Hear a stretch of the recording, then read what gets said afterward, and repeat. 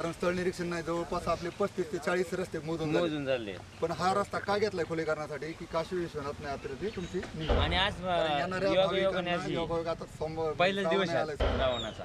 आणि या रस्त्याची ज्यावेळेस मोजणी केली, आता सगळं झालेलं आहे क्लिअर, तर रेकॉर्ड बसवल्यानंतर कोणत्याही शेतकऱ्याचे जे तुमचे जमिनीत सर्व नंबर मोजलेत आपण अर्धा इंच सुद्धा कमी भरणार नाही.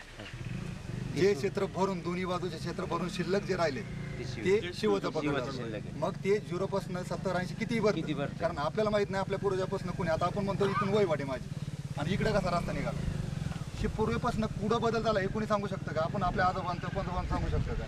त्याच्यामुळे लोकांच्यात बरेचसे गैरसमज आहेत.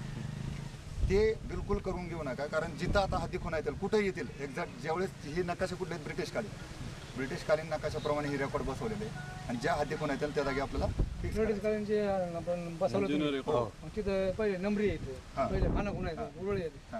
त्या तेच सांगतो ना, हे रेकॉर्ड जे आहे ना त्या काळाचं आहे. आता तुम्हाला काय म्हटलं की त्या काळाचं आहे. आपल्या आजोबा पंजोबांनी समजा ती उरळी जरी हरवलेली असेल सांगू शकतो का आपण गॅरंटी फिक्स? नाही, आपण सांगू शकतो ना. आपण तुम्ही सांगता आजोबाचं पंजोबाचं पंजोबा जीव माझे पंजोबा आहेत ना, मी 5 असताना वारलेले पंजोबांनी सांगूनच गेलेत ना. आपली ब्रिटिश गेलेत कधीपासून सांगा मला? ब्रिटिश 47 साली गेलेले.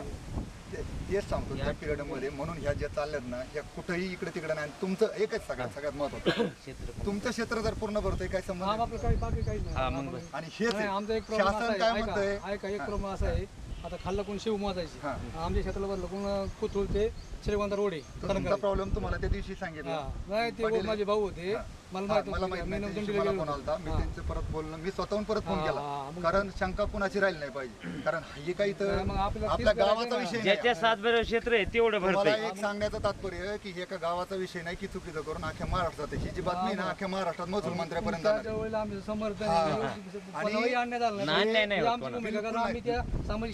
क्षेत्र जे कमी भरल, तुमचं क्षेत्र कमी भरल तिथं पूर्ण ताकदीने शिपाटीशी. ह्याच्या पलीकडे कुणाची शंका. एक अभिमानाची गोष्ट आहे की आज श्रीगोंदा तालुक्यात सगळ्यात पहिलं परिपत्रक आणि सगळ्यात पहिलं यश श्रीगोंदा तालुक्यात मिळालंय. आणि ही चळवळ अख्ख्या राज्यात विस्तारली गेली फक्त श्रीगोंद्यामध्ये. एक अभिमानाचं कुठं फक्त गालबोट लावून नका देऊ. ही जे गोष्ट चाललंय ना की आणि ही रस्ते झाले तर आपला तालुका सुजलाम सुफलाम होणार.